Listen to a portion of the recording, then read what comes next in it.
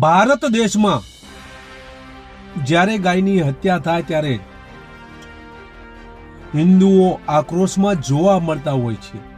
હિન્દુ સંગઠનો આક્રોશમાં જોવા મળતા હોય છે. આવું બન્યું છે રાધનપુરમાં, તેની આજે વાત કરવી છે. રાધનપુરમાં એક ગાયની હત્યા થાય છે અને હત્યારો હાલ ભલે પોલીસના સકંજામાં છે, પરંતુ આ હત્યા થતા સંગઠનો અને હિન્દુ સમાજના અગ્રણીઓ અલગ અલગ નિવેદનો આપી રહ્યા છે, તેની આજે વાત કરવી છે. નમસ્કાર, ક્રાઇમ આવાજ ન્યૂઝમાં તમારું સ્વાગત છે. હું છું તમારો નાનજીભાઈ ઠાકોર. આમ તો આપણા ભારતમાં હિન્દુ લોકો ગાયને ગાય માતા માને છે અને આ ગાયની પૂજા પણ કરે છે.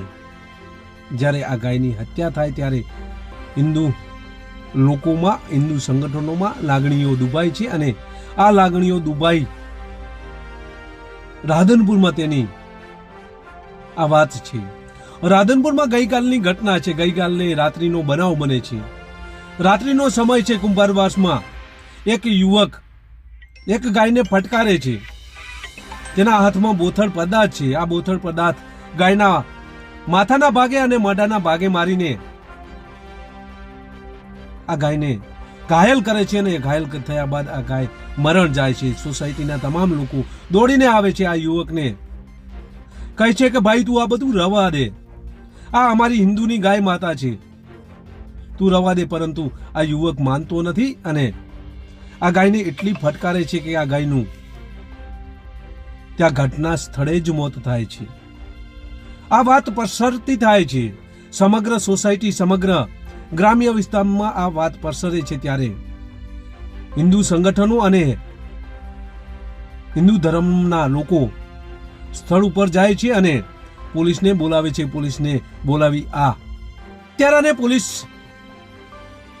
જેલમાં નાખી દે છે. પરંતુ સંગઠનો અને હિન્દુ જેઓની લાગણીઓ દુભાઈ છે તેઓમાં આક્રોશ જોવા મળ્યો છે.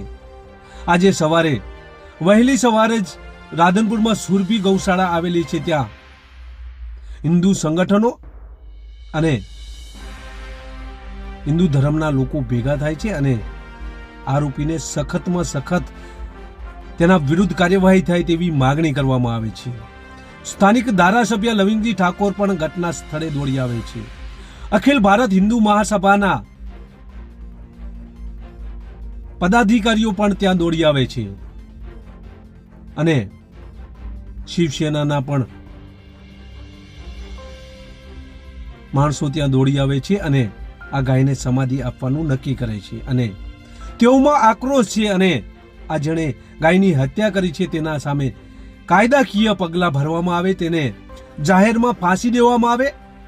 એટલું જ નહીં, અમુક તો એવું પણ કહી રહ્યા હતા કે આ હત્યારાને છોડો, હું એને પતાવી દઉં અને જવાબદારી કે જે કેસ થશે તે મારા માથે ઓઢી લઈશ. આવું પણ બોલતા લોકો જોવા મળ્યા હતા. ત્યારે પ્રથમ લવિંગજી ઠાકોર પણ સ્થાનિક ધારાસભ્ય છે, તેમણે પણ દુઃખની લાગણી વ્યક્ત કરી છે. પ્રથમ આ લવિંગજીને સાંભળીએ, ત્યારબાદ ચર્ચા કરીએ.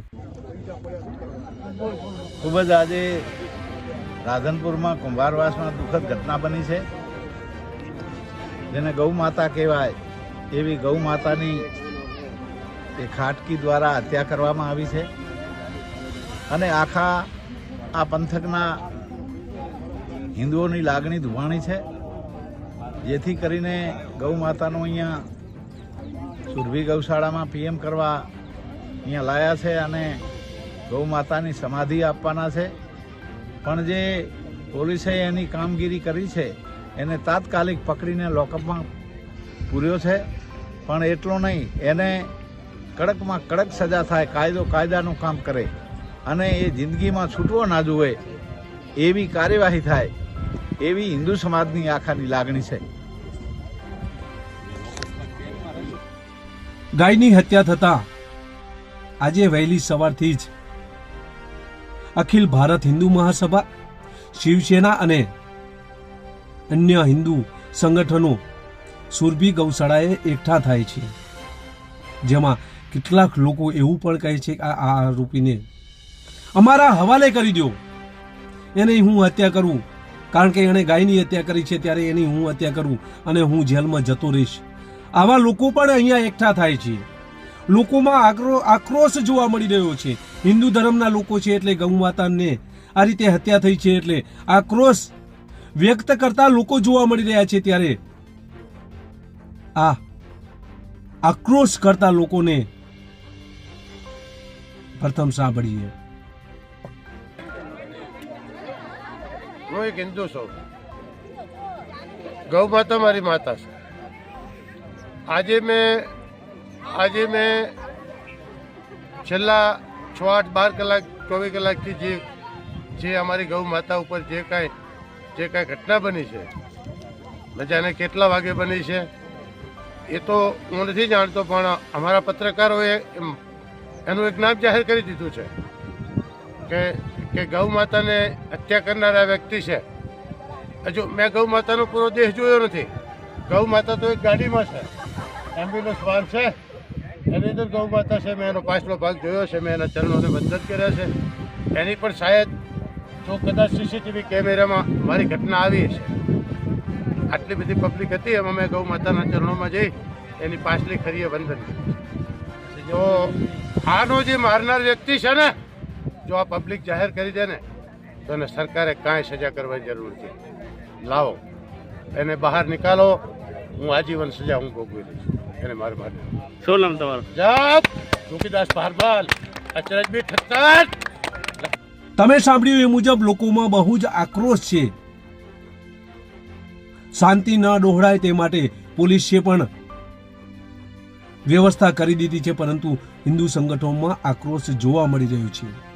ત્યારે રાધનપુરના હિન્દુ ધર્મના આ લાલભાઈ છે તે શું કહી રહ્યા છે તે સાંભળીએ. રાધનપુરમાં ગઈકાલે બનેલી ઘટના જે ગૌમાતાની નિર્મળ હત્યા વિધર્મીઓ દ્વારા કરવામાં આવી છે, તેના માટે હું ગુજરાતના મુખ્યમંત્રી માનનીય શ્રી ભૂપેન્દ્રભાઈ પટેલ અને ગૃહમંત્રી હર્ષભાઈ સંઘવીને એક વિનંતી કરવા માંગુ છું કે જે રીતે ઉત્તર પ્રદેશમાં યોગી આદિત્યનાથની સરકાર બુલડોઝર કાર્યવાહી કરે છે, તેવી જ કાર્યવાહી રાધનપુરમાં આ ગૌ હત્યારાના ઘર ઉપર કરવામાં આવે. અને રાધનપુરના વિધર્મીઓને અમે કહેવા માંગીએ છીએ કે અમે તલવારો મેન કરી છે, બાકી ચલાવવાનું આજે ભૂલ્યા નથી અને આજે પણ અમને હથિયાર ચલાવતા આવડે છે. અમે તલવારો મેન કરી છે, બાકી તલવાર ચલાવવાનું ભૂલ્યા નથી. એટલે કાન ખોલીને સાંભળી લેજો કે આજ પછી હિન્દુ સમાજ ઉપર કોઈ પણ પ્રત્યાઘાત થશે તેનો મોટામાં મોટો પ્રતિઘાત આપવામાં આવશે. જય શ્રી રામ. રાજુ યાદવ, પૂર્વ બજરંગ દળ પ્રમુખ, વિશ્વ હિન્દુ પરિષદ 2002. શું નામ છે તમારું અને કયા વિસ્તારમાં રહો છો તમે? મારું નામ પ્રજાપતિ પુષ્પાબેન રાજેશભાઈ છે. અમે મોટા કુંભારવાસમાં રહીએ છીએ. બરાબર, અમારી નજરની સામે આ હત્યા થઈ, અમે નજરે જોયું. બરાબર, કેટલા લોકો હતા હત્યા કરવા? અમે 5 થી 6 જણ હતા, જો નજરે જોવા વાળા. સામે કેટલા લોકો હતા? સામે એક જ વ્યક્તિ, અને લોખંડની પાઇપથી ગાય માતાની હત્યા કરી છે એમને. તમે ફરિયાદી બન્યા છો? આ ફરિયાદ. તમારી શું માગણી છે? અમારી માગણી કે ગાય માતાને ન્યાય મળવો પડે. બરાબર, જે કરવું હોય એને કડક સજા આપો અને એને ન્યાય આપો ગાય માતા. ગઈકાલે રાધનપુરમાં ગાય હત્યા થતા અનેક સંગઠનો, અનેક હિન્દુ ધર્મના લોકો આગળ આવ્યા છે. આજે સુરભી ખાતે આ તમામ એકઠા થયા હતા. મોટી સંખ્યામાં બહેનો અને ભાઈઓ એકઠા થયા હતા અને રાધનપુર ભાભર રોડ ઉપર આવેલી સુરભી ગૌશાળાથી માંડીને બજારમાં કે જ્યાં આ ગાયની હત્યા થઈ છે ત્યાં તેની સમાધિ આપવામાં આવે તેવી આ સંગઠનો દ્વારા માગણી કરવામાં આવી હતી. ત્યારે ગૌશાળાથી માંડીને જ્યાં સમાધિ આપવાની છે ત્યાં સુધી રેલીનું આયોજન કરવામાં આવ્યું હતું અને રેલી કાઢવામાં આવી હતી. ત્યારબાદ આ ગાયને સમાધિ આપવામાં આવી હતી. આમ ફરીથી રાધનપુરમાં આ રીતે ગાયની હત્યા ન થાય તે માટે ગાયની હત્યા થતા હિન્દુ સંગઠનો સામે આવ્યા છે અને હિન્દુઓમાં રોષ જોવા મળી રહ્યો છે. ત્યારે પોલીસને પણ આ બાબતે આ સંગઠનો દ્વારા આ હત્યારો છે તેની સામે કડકમાં કડક કાર્યવાહી થાય તેવી માગણી કરવામાં આવી રહી છે. બસ એ જ. જો તમે અમારી ચેનલમાં નવા છો અને આવા જ લેટેસ્ટ ન્યૂઝ જોવા માંગો છો તો અમારી ચેનલને અત્યારે જ સબસ્ક્રાઇબ કરો, જેથી આવનાર લેટેસ્ટ ન્યૂઝ તમારા સુધી પહોંચી શકે. નમસ્કાર.